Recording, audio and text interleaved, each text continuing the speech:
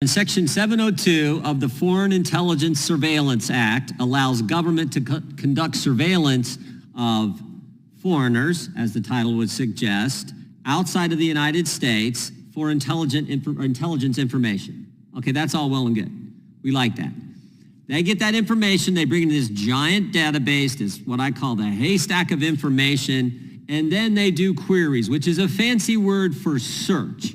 And they search Americans, American phone numbers, names, email addresses. They search America. They call it queries, but a query is a fancy name. Query is a fancy name for search. Hey there, let's talk about something that could seriously change the way you think about your privacy. Chairman Jim Jordan just kicked off a hearing on government surveillance, and what he said should have everyone sitting up straight.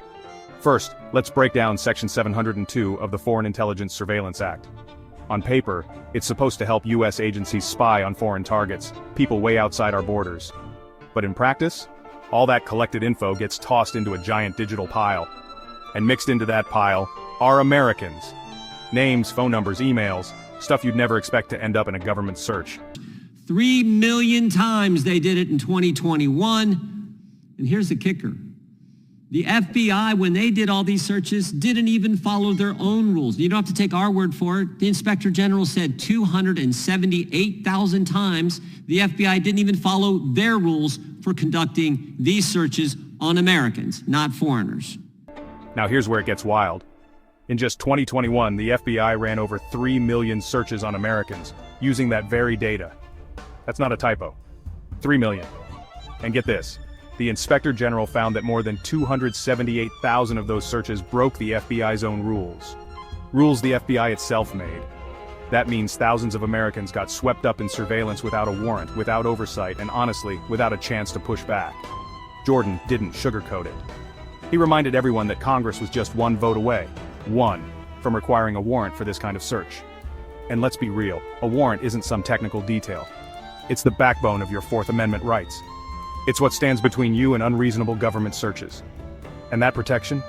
It nearly vanished, all because of a single lost vote. But here's the thing. This isn't over.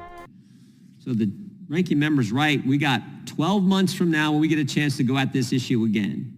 We were close last time. We lost the warrant requirement in a vote, 212 to 212. I'm going to do everything, and I know the chairman is, and I appreciate the ranking member's comments. We're going to do everything we can to make sure we have that warrant requirement. Jordan says Congress will get another chance to fix it next year. One more shot to make sure your privacy is actually protected.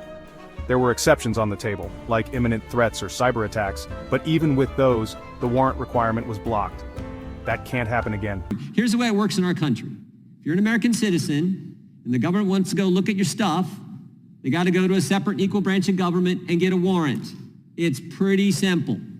That's what we want. Plain and simple. And we were one vote away from passing it in the House. Who knows what would have happened in the Senate. But I know I'm committed. I know the chairman of the subcommittee is committed, and the ranking member, I appreciate what he's done over the years in defending the Constitution, the Bill of Rights, and we look forward to working with him on this issue. We need to do this to protect American citizens and stick with, as the ranking member said, the way it's always worked. You want to look at someone's stuff? Go get a warrant. Go to a separate branch of government, get a warrant. That's how probable cause. And here's the other thing. We even put exceptions in there. Exigent circumstances, something really bad's going to happen, or you give permission because there's some cyber attack on you or your company. We put exceptions in there.